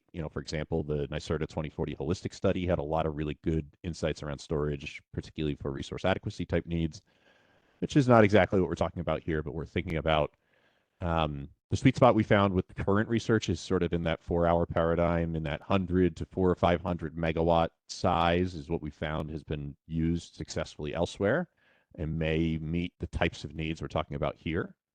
Though again, this is subject to change. And then the availability, really what we put here is criteria to consider the availability. So the two biggest ones being duration, right? It's only available for the length of time that it has energy capacity for. And two, and some folks brought this up, particularly downstate, as a really big issue, is how you're going to charge them and when, right? I know that I started a holistic study is starting to look at that. I'm certain this is something Conrad's thinking a lot about, but all of us are thinking about, these aren't just resources that live in a 4-hour window in our models. They need more. They need to be charged and discharged and consider round trip efficiency, and that may have a big impact on the transmission system. Lastly, here at the end, how we model it: simplified generator to represent storage in our models. That's pretty straightforward, something that most of the planners are comfortable with. And a cost here, I'll say of like $1,700 to $1,900 per kW in most of the state, recognizing that there might be zonal differences in prices. And this is, again, for a 4-hour system. In that sweet spot, the costs might look a little different for a different kind of system in terms of power and energy ratings. Again, I'll pause for a moment. I can't see hands, so if there's any, let me know. Otherwise, I'll keep going. Yeah, Bill Acker here. I'm here past night. So Tom, I've got a whole bunch of questions, but I'll just start with a few here. The report that the Energy Storage Task Force for the AWG developed some guidelines, and you're reporting out on some of these guidelines here for the storage. And as you said, the storage can be used for a lot of different things. We like to think about it as, there are power flow cases, there are power quality cases. There are a few cases that are not in the list here. For instance, what the ISO is now considering for SATA, developing market rules for storage transmission at the ISO right now. It's an N-1 contingency case they're doing. What I want to understand is, and I guess the way it had been described before at the AWG work was they were coming up with guidelines for you, and then this was going to be then assessed as part of the stages you're going through here. How are you actually doing that part? How are you looking at when you have a need as part of these, as part of stage 3, stage 4, stage 5 in the CGP process of when you'll actually assess storage as for that need? For any set of these cases, the power flow, the power quality, contingency, et cetera. So conveniently, I have this graphic right up here. But the Zoom won't work. There you go. So I'll say this is probably a slightly different answer for each utility, because this is like a generalized graphic, and each of us have slightly different requirements and tools. So it looks a little bit different each place. But I'll say it's considered as part of this solution development loop, right? This loop going around here, make a solution to add headroom, add more generation until you run into a headroom limit, add another solution. It would be one of those solutions. I'll say, at least certainly for grid, the way we've been thinking about some of the grid enhancing technologies is if there's a really good need for it at the outset, using this screening tool that sort of jumps out through this screening tool, we might consider it right away. But most of this, just because of the nature of what planners are most comfortable with, is starting with a transmission solution or a set of transmission solutions, and then looking at the ones that maybe are less economic or make less sense, right? So the ones that are higher dollar per megawatt or might not be selected by the model, and working through alternatives for those locations that might make more sense for one of these niches. So a lot of it for us is through later iterations on this loop, like the ones that we're in now and will be in soon. Considering this a lot like we would for a non-wires alternative. That's all the other piece of lesson that's going into this planning is we've done some non-wires alternative planning, and considering this as sort of like a non-wires alternative is the way that we're looking at it. So long way of saying I doubt that most have started this, because I think it's towards the tail end of solution development being the more complicated solution to work with, but also the more flexible one. And I'd imagine soon we're going to start having these conversations. You know, we just finished finalizing this screening tool, present it to EPPAC, get some feedback, and then integrate it into the planning process is sort of the timeline. So you'll be addressing not just the list that's on your previous slide, but different solutions. So for instance, power quality, if there's a power quality the storage can solve, that will be addressed in this solution loop that you're talking about going out of stage. And that's not, is that actually in stage 3, or is that in the later solution set? This is stage 3. This new iterative model we're talking about that sort of builds on what we thought would be a purely sequential model in the past. Stage 3 is where we consider the solutions and build them in. This is where we'd apply this screening tool we're talking about and consider storage solutions. Again, as a floor, to your point, if there are things that we believe make sense outside of that criteria, it's not strictly, it doesn't fit in this box, so you can't consider it. So for example, if there were a voltage need that came up through our models that would fit in our criteria, but for whatever reason didn't fit for some way, shape, or form, but our planners felt that inverter-based storage could provide a voltage solution at a cost-effective one, it would come up at that point. So I guess what I'm missing here, Tom, is how are you then comparing the storage solutions or any of the grid enhancing solutions to a wired solution? Most importantly, through the capacity expansion model, right? That stage 5 tool is the one that's going to be evaluating what projects formally get selected and which don't. I mean, of course, there are qualitative factors we'll consider outside of that model for the final report and what's recommended, but that model only considers cost and headroom. So those two factors will be the most important determining factors for how storage is considered, is how much headroom it provides and at what cost. Because that's dollar per megawatt's the most important factor in the model. Dollar per megawatt of headroom, I should say. Okay. In practice, Bill, when you're doing you're doing a study, I might, and I'm just gonna come up with really simplistic, I might see a need to reconductor, or I might have an overload of a line by like 10 or 20%. And I might have to rebuild that or reconductor it or something. But that line is, 50 miles long or something. And I'll look and say, hey, I could solve this if I just could absorb 20 megawatts for the high renewables period. That would be an example where I could confidently say, hey, battery storage or advanced power flow control could resolve this. So I think there's going to be some situations where it's just going to be I won't say clear, but somewhat, easier to know that, okay, this is a good instance for battery storage, where there might be other ones where it's like, this line is overloaded 200%. That's probably not suitable for something like, well, depending on the size, it's suitable for something like energy storage or DLRs or power flow control. So maybe what would be helpful is to really look at this kind of stage 3, stage 4, stage 5, and see when you'll actually have each of those projects and be able to make the comparison against each of those projects for these technologies. Well, that should be done. So we'll have a list of projects, including advanced technology projects, at the end of stage 3.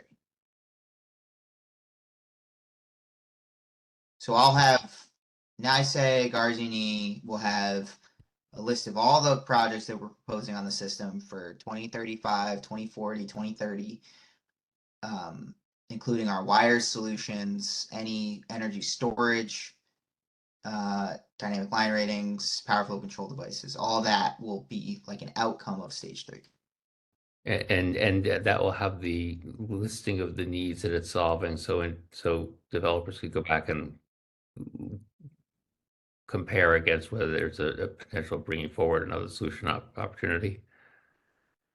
I'll say it's a little bit of it's weird for storage, right? These other ones, it's clearer cut where if we're going to put a power flow controller or dynamic line rating scheme, we're going to file it in the report, say the model recommended this based on the dollar per megawatt in the zone and the headroom it provided. We are going to have to put forward one of these solutions, and maybe it's something that's already cost estimated or would result in a solicitation.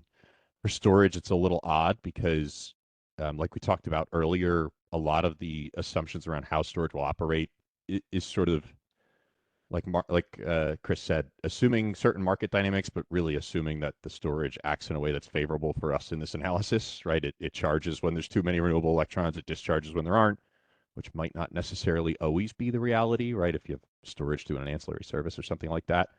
So I do think we're going to have to think through exactly what that means for the final report in terms of, hey, we have market storage that is maybe speculative, right? We put on the grid based on speculation to make sure that we hit the storage integration levels that the model told us we should. And that speculative storage is meeting needs.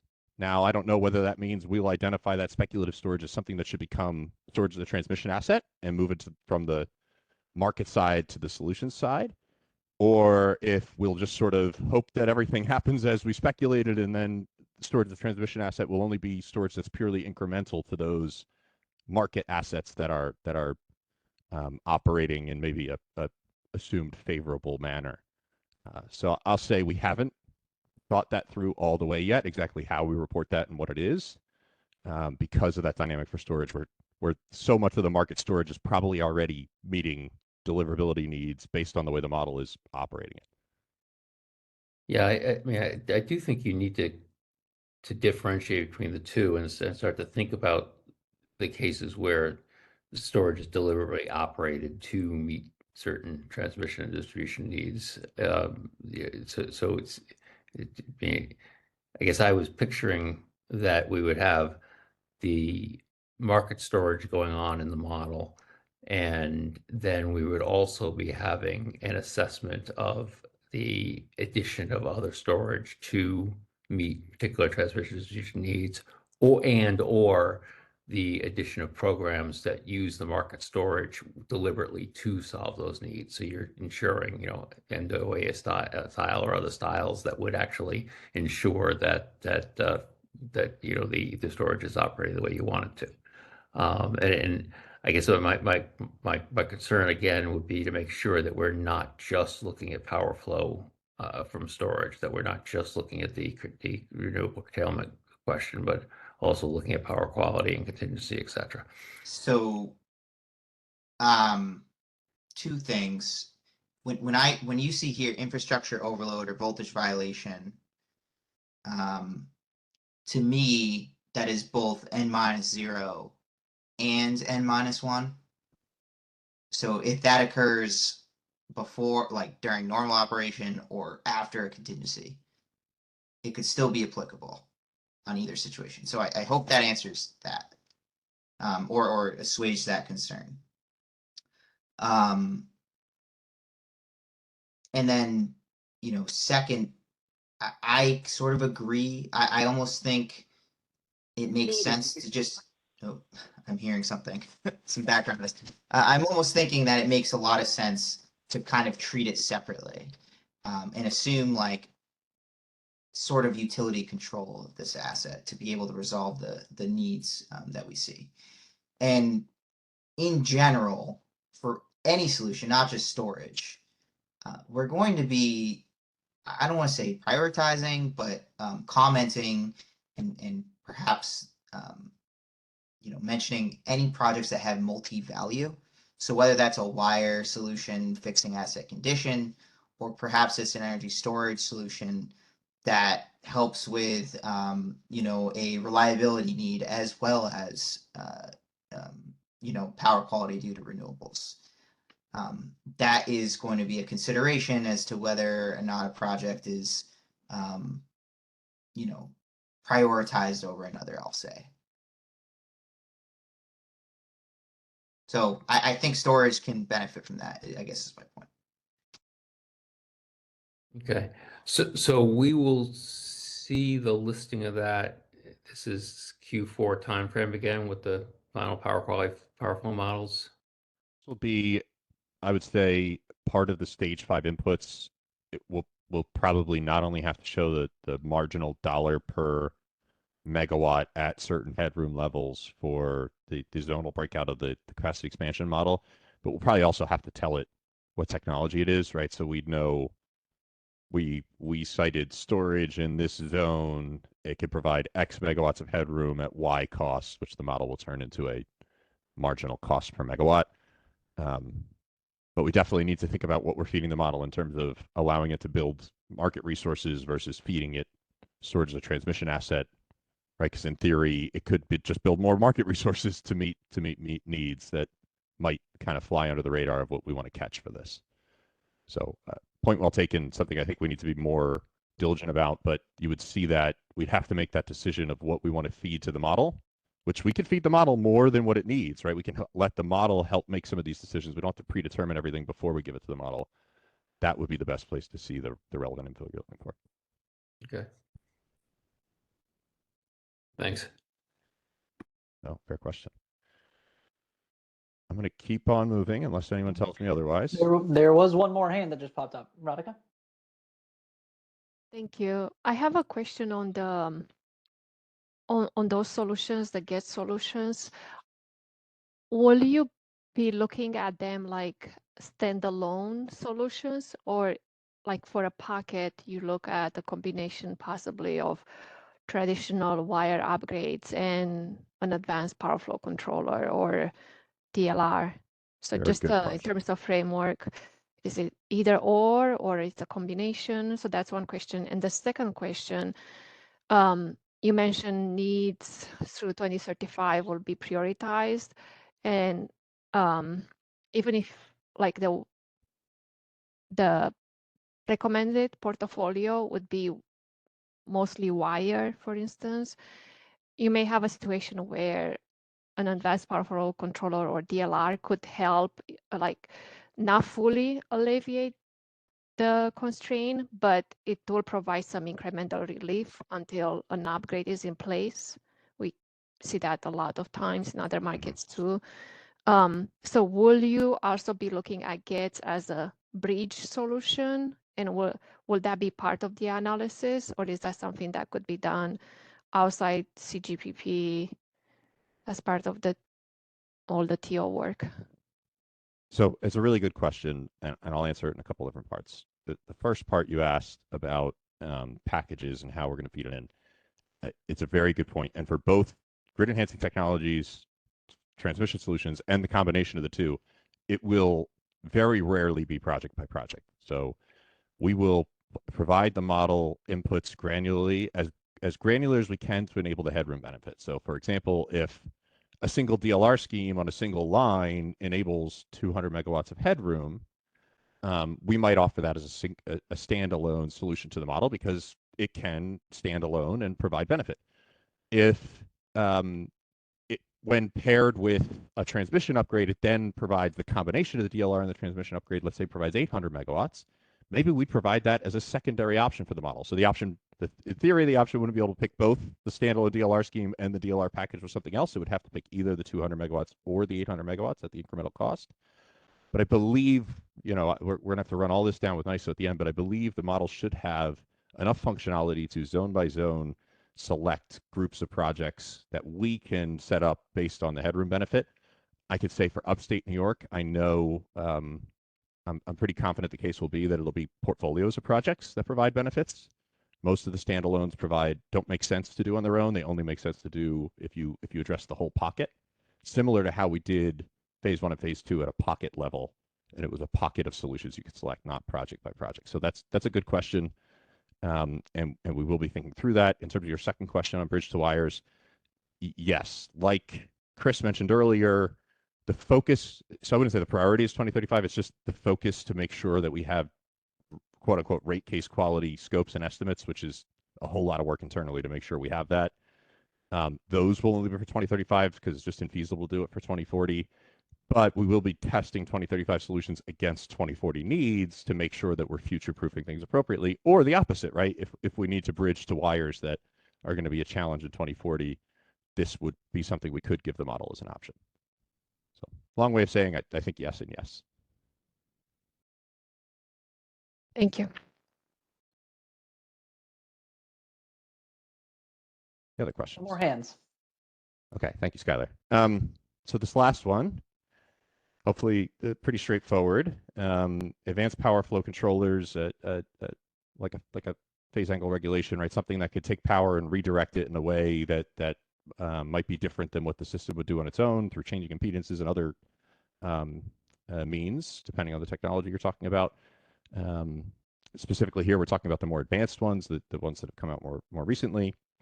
The use cases is pretty niche here. It's where you have a capacity need on one line, and there's another line nearby electrically that you could direct that power down using a power flow controller. So this wouldn't work, for example, for like a single radial line that has an issue. It would have to be something where it's networked and the model is such that you could reroute the power through other avenues. The sweet spot that we found, mostly based on what we've done in the past, is up to that 200 megawatts. It starts becoming less feasible at 200 megawatts on our systems, and it has to be between two locations, right? Like nodes, like substations. Like I said on availability, the most important availability is that there's another line available to carry those electrons where they need to go, because this doesn't actually do anything specifically in terms of carrying the capacity itself. It just moves where the capacity is used. And on power flow, this is pretty straightforward. Like I said, you model as a change in impedance in the line, and the impedance will naturally make the electrons flow elsewhere in the model. And we have a project cost. This is a little different than the other two, which were per mile and per kW. This is per project. It's probably the best way to do this because it's like really like dropping a big transformer on a pad, like substation work. So we found historically this is in the 8 to 20 million per project, but really depends on a lot of things, right? Where you're siting it, how big it is, things like that. We have a hand up. Keith? Hey, good afternoon. It was just alluded to a minute ago, Tom. You were talking about understanding different modeling constraints here, particularly when we move into stage 5 and the later stages. I want to drive home with some of this. That's going to be important to conversations, important conversations that we'll need to have probably sooner than later. Particularly, and granted, I am not the expert in capacity expansion work, but something like a dynamic line rating or advanced power flow control seems pretty straightforward. If the model selects it, it has a particular cost, and once it's selected at a particular year, any hour from there, it would have that likely to use in the model. The transmission, distribution, energy storage, or the storage as transmission, I would say that one is less clear how we would approach that. So it certainly is going to raise some concerns that we'll need to talk through on the modeling side. So I'm not saying it's like none of this isn't an interesting solution. We'll just need to be clear about when we start working on stage 5, what are the limitations, what you might see, and how those limitations may impact those results in project selection. So that'll be important to understand. Thanks. I'm very glad that you jumped in, Keith, and thank you just for being on and paying close attention. Yeah, this is, I think we're all seeing that the focus for the final stretch is going to be how does this fit into the stage 5 model and how do we interpret those stage 5 model results to put forward a recommendation for the commission. Any other questions, comments on this? I think that's the meat of it. I'm just going to spend 10 seconds on this slide to show we have a lot going on at the state with advanced technologies, grid enhancing technologies, a lot of ongoing studies, demonstrations, and actually deployments, mostly in the DLR and power flow controller area here, though of course there's storage deployments across the state. So to say, one, these lessons learned to date have been incorporated here, a big part of the references that led us to these figures. But two, we still have a lot left to learn. Not a lot of these are deployments quite yet. So as we get more information in real time, we'll keep this updated and sort of use the best of what we have available to us. But hopefully I left enough time that there's some worthwhile closure here. I think that's the wrap for the grid enhancing technology planning / screening tool for coordinated grid planning process. Thanks, Tom. Yeah, and I think we have just enough time, 24 minutes. We'll see if we can get through the final presentation today, which I think John Berniger is going to handle. Walking through Skylar, I'm bulk. sorry. Can I just jump in one Oh more yeah, time? sorry. I'm just trying to digest Keith's point about not necessarily knowing how to model in stage 5, and I guess that that raises the concern that we really, I don't think we really have good visibility to how we're actually going to evaluate these various storage solutions. I think Chris and Tom, you guys put forward some cases where you can see it, and it's more you see it because there might be a pretty obvious case. You just need to relieve for a short period of time something. But there are much less obvious cases that take analysis. That was the start of the ATWG's work, was to point out some of those, and there's a lot more of them, as we pointed out. It seems like we really do need to have a follow-up where we dive into how those being evaluated and are they evaluated in the stage 5 model as a pre-analysis? You just said at the end of stage 3 you'd have some of this. I guess I'm certainly not clear on how that's happening.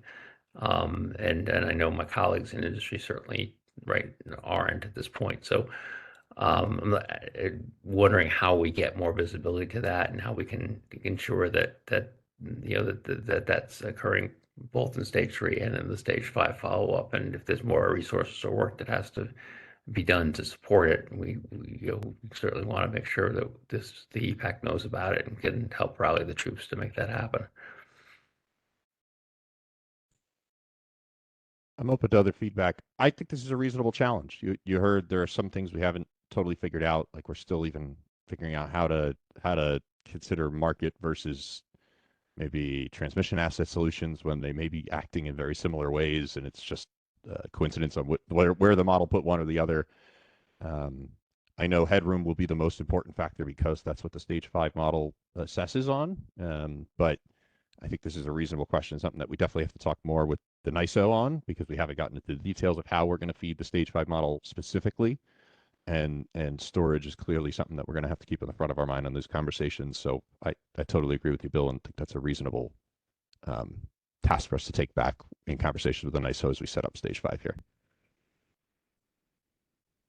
Great, and maybe we could, we can follow up offline. I don't want to dominate the rest of the conversation here, but I think maybe with Skylar we can all figure out a pathway where it's either comes back at an EPPAC meeting or there's a little sub team that works on this a bit. But I'd love to see us push that, and I really appreciate, Tom, you going back and work with the ISO more on it. So thank you. Yeah, I could definitely see a working session, maybe with some of the modeling folks and the storage folks. That'd be really helpful. Yeah. Thanks. Okay. All right. John, you want to take it away? I see you're already sharing now, so you have the floor.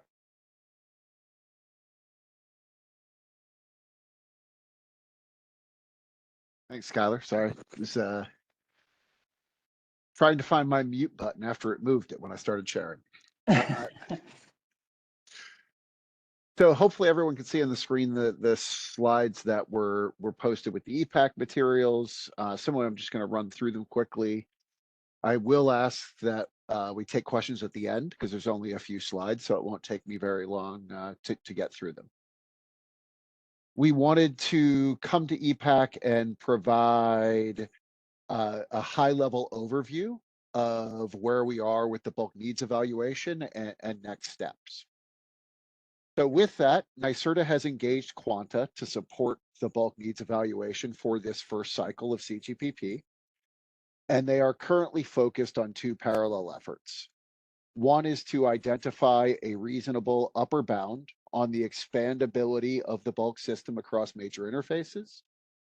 And the other is develop conceptual bulk solutions for further assessment and potential inclusion in the stage 5 least cost planning assessment. Looking separately at those two parallel work streams, focus first on the expandability analysis. The objective here is to assess the potential expandability of the existing transmission system to increase bulk interface limits. And that is being done through both transfer limit and steady state voltage stability analyses, with an eye on identifying maximum theoretical interface limits within existing rights of way while employing plausible mitigation measures, which I've listed some here on the slide, but won't read through them all. I want to be clear here that really this is looking at, because it's an upper bounding effort, it is one in which the technical stops are being pulled out, so to speak, but it doesn't include a full feasibility analysis. So there may be assumptions that certain things may be feasible, that a more detailed feasibility analysis at the individual line level or substation level would prove challenging. But again, as it's an upper bounding effort, we are comfortable with that being the case. Also,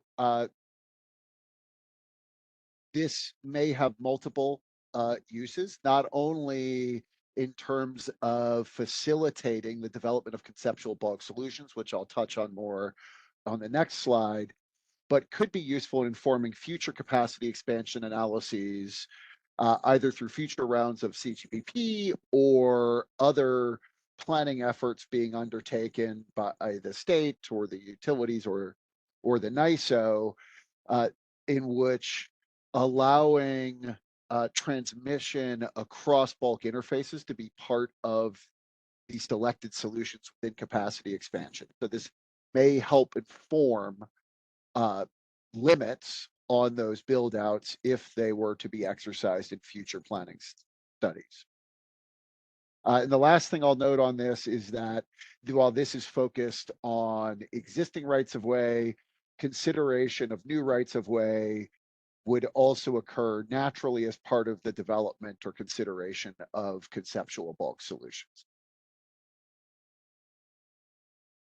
Turning then to the development of conceptual bulk solutions themselves, we're considering various sources of information in developing those conceptual bulk solutions. Of course, as intended and required, the results of the CGPP Stage 1 capacity expansion results are being utilized, along with the feedback that was submitted by EPPAC representatives when they were polled on these concepts earlier in the process. We're also looking beyond that to submissions that were submitted to the NISO's most recent solicitation for transmission needs driven by public policy requirements that was filed with the commission late last year, as well as results of recent studies, recent transmission congestion patterns, and as I alluded to, some of the results of this bulk system expandability analysis itself, through which we may not only identify potential components of conceptual bulk solutions, but really limiting elements that can be considered in the design of conceptual bulk solutions.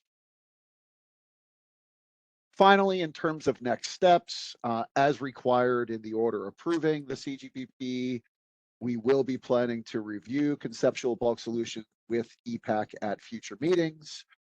Solutions may then be revised based on feedback from EPPAC, and we do intend to leverage production cost simulations to assess the conceptual bulk solutions and help determine whether or not it would be appropriate to incorporate them as candidate projects in that stage 5 least cost planning assessment.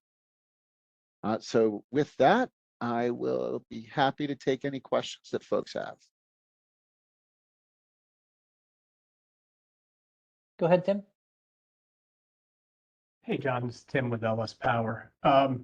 Quick question, just going back to, I think, to the previous slide where you said you were going to consider as sources of information the submissions to the NISO's 2024 transmission need for public policy requirements. And I'm just wondering if you can opine a little bit more on that, because there were 28 different proposals and they're varying in different ways. I'm just curious, are you focusing on certain ones, or I'm just not clear what that means, that's all. Yeah, that's a great question, Tim. So to be clear, we are not planning on modeling all of the suggestions that were submitted to the NISO. However, where some of those submissions overlap with what we're seeing in information from CG or other studies, and sorts of information we have, I view it as a way that helps point us in the direction of promising solutions to develop and test. But it's not intended to be that we're modeling all or even any particular proposal that was submitted there. I view it as one piece of many pieces of information that will inform our decision making in terms of what types of conceptual bulk solutions could be developed for further consideration in this process. Okay, no, that's helpful. Thank you for that background.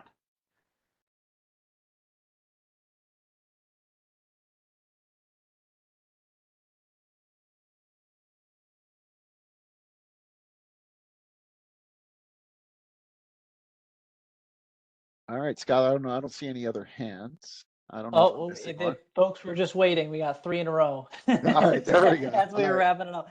Keith, go ahead. Hey, John. How is this process going to be considering things from the outlook like the NISO talks a lot about voltage limitations at Central East, and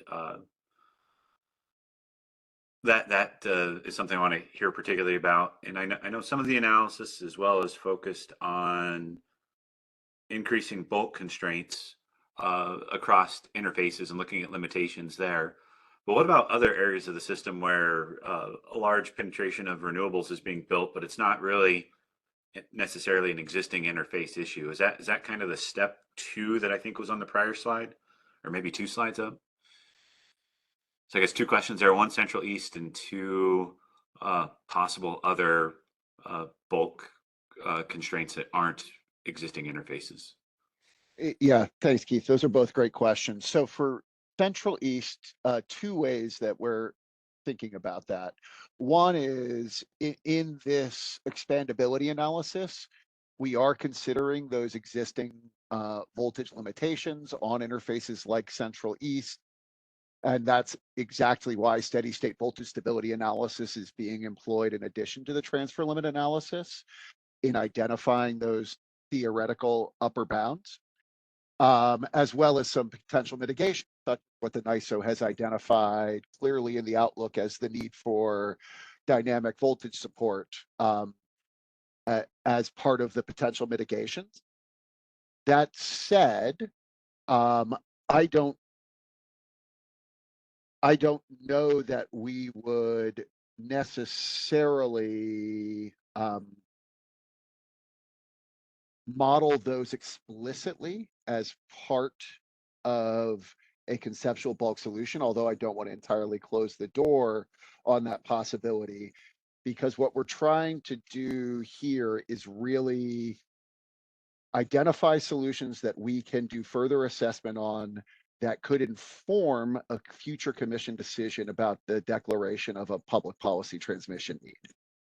And I'm not certain whether or not the PPTN process is the right vehicle to seek that dynamic voltage support that has been clearly identified by the NISO as necessary to further unlock Central East. And so I think we're going to have to collectively think about not only how do we appropriately incorporate those impacts into this process, but what would be the appropriate regulatory pathway for pursuing that needed dynamic voltage support.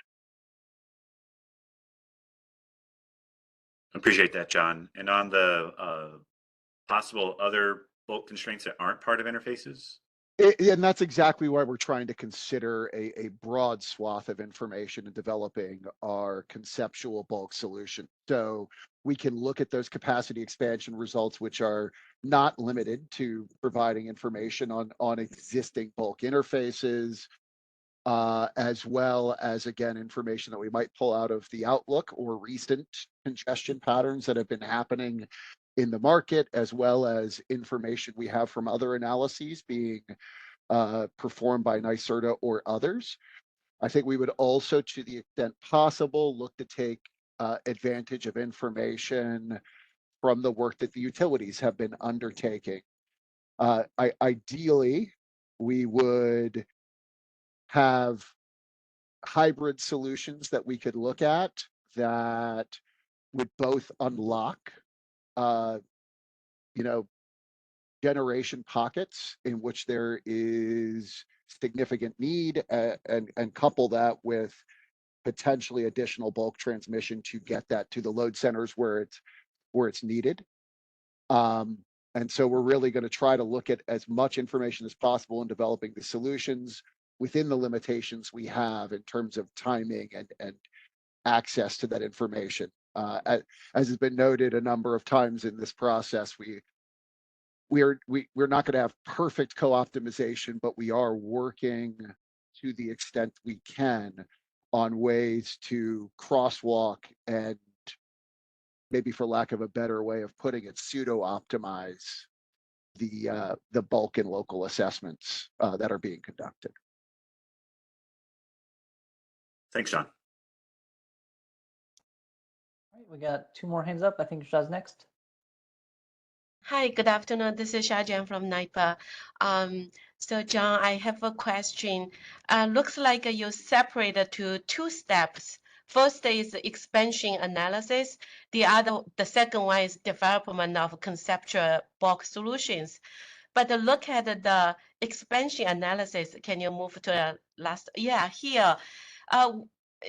Sorry, the next one. Sorry, the expansion analysis. The next slide. Yeah, here, I can see, like, for example,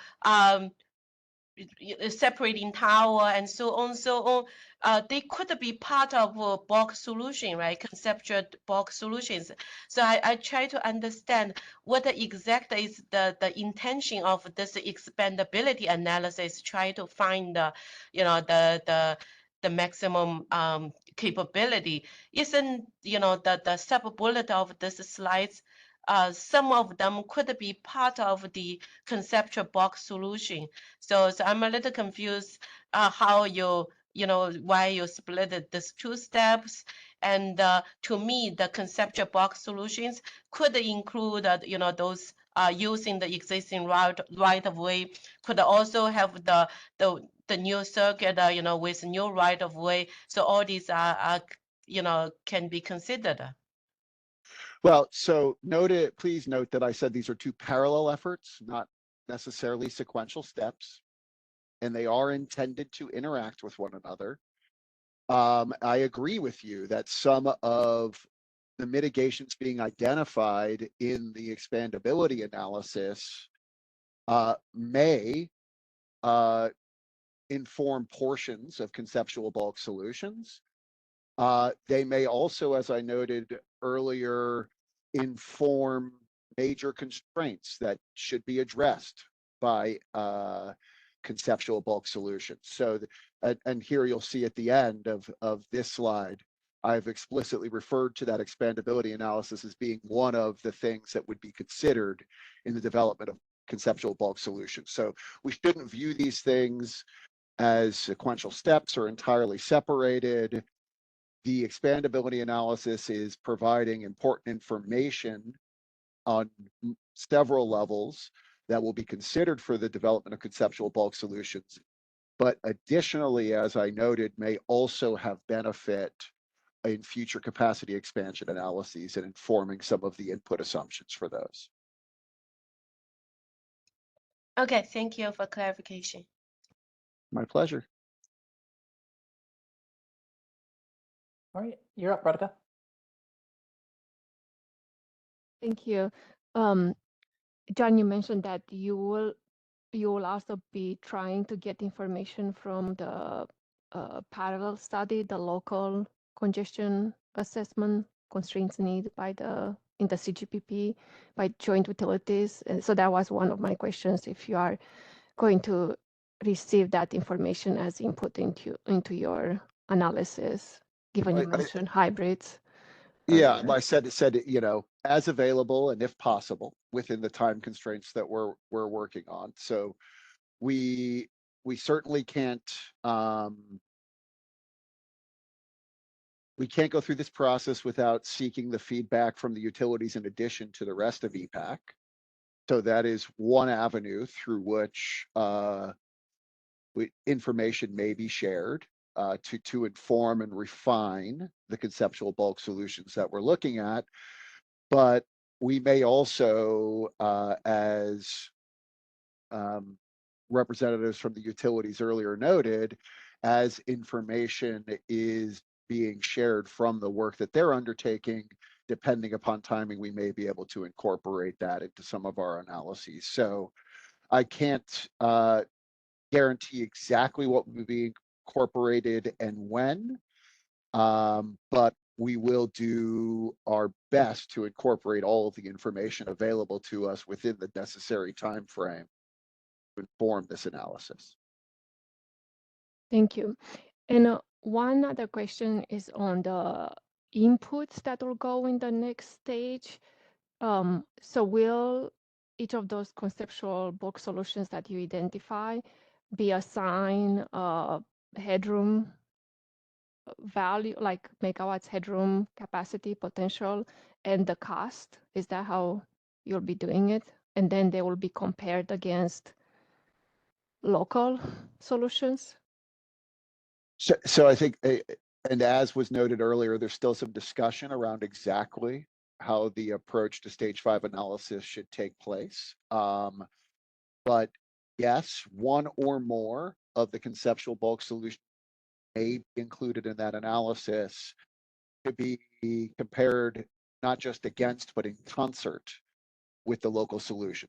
Because the goal would be to identify the set of solutions overall that achieve the goals of the Climate Act in the most cost-effective manner. Okay, so it's not And the NDIS reason I'm saying that, combination. yes, it may not be a select this local or that bulk. It may be, there may be local bulk solutions that may appear to displace some local solutions, that may be that we see further benefit from them in combination. And one of the reasons that we're going to look to leverage production cost analysis as part of our assessment of conceptual bulk solutions is best inform how it can be incorporated into that stage 5 analysis, as well as a requirement in the order that if available, it should be leveraged for the bulk solutions evaluations in the order. And with that, are the two main inputs that go into this, like the cost per headroom and the headroom that this solution allows? So are those the two critical variables that you'll be using for any comparison or any incorporation like this? Well, again, I think it's as I noted, right? We have some, as already been noted on this call, some further discussions about stage 5 analysis implementation. So I think exactly defining that at this point might be a little bit premature. That could be one way in which it is approached. But okay, I don't want to over prescribe exactly what that looks like at this point. Okay, and it does seem like maybe a further discussion after some discussions happen on your side would be helpful for clarifying the framework. Will there be like a report that comes on this, like bulks, like what you have evaluated, what what solutions are chosen, let's say, for stage 5? Will there be some sort of standalone report on this bulk evaluation? I think Or- that's something we can take back and consider, but it's not something that was envisioned as part of the process to this point. There is a requirement that any outcome of this parallel bulk process, if it's leveraged, put it in the report that goes to the commission. So certainly, I would expect there to be discussion of this parallel process in that final report that is submitted. Whether or not we might consider a standalone, more fulsome report is not something that I would commit to today, but certainly I'm willing to take back and consider further. Thank you. And it may not be time for this cycle, but something that, like for future cycles, and I think the same for local constraints, it would be great to have some sort of like preliminary list of upgrades that you are looking at, bulk solutions or local solutions, and just, it's not like necessarily that stakeholders here would provide, like criticism, but some interim information could be helpful always. And I think any final recommendation would be more supported if it's not coming like last minute with a lot of information to digest. So anything preliminary that could be shared throughout the next 2 quarters would be really beneficial, I think, to just get all the stakeholders more in line or provide some opportunity for feedback. Yeah, and certainly, as I've noted on this slide, the order requires that solutions be presented to EPPAC as soon as they're available. So we will be coming back with conceptual bulk solutions before before we get into that stage 5 analysis. And we may develop and evaluate conceptual bulk solutions that don't end up making their way into that analysis. So noting that there will be some interim touch points on this bulk process prior to us getting to that final report. Okay, very helpful. Thank you for clarifying.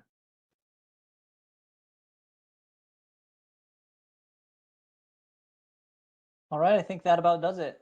Thanks, John. Thanks, folks, for joining, and thanks for the utility presenters. We'll be back in touch when there's more results to show. We don't have a EPPAC meeting on the books as of yet, but we will be reaching out here in the next couple of weeks to try to get another one scheduled during this summer so we can keep this process moving and keep everybody engaged. So appreciate everybody joining today, and we'll get back with you very soon. Thanks. Thank you, Skylar. Thank you.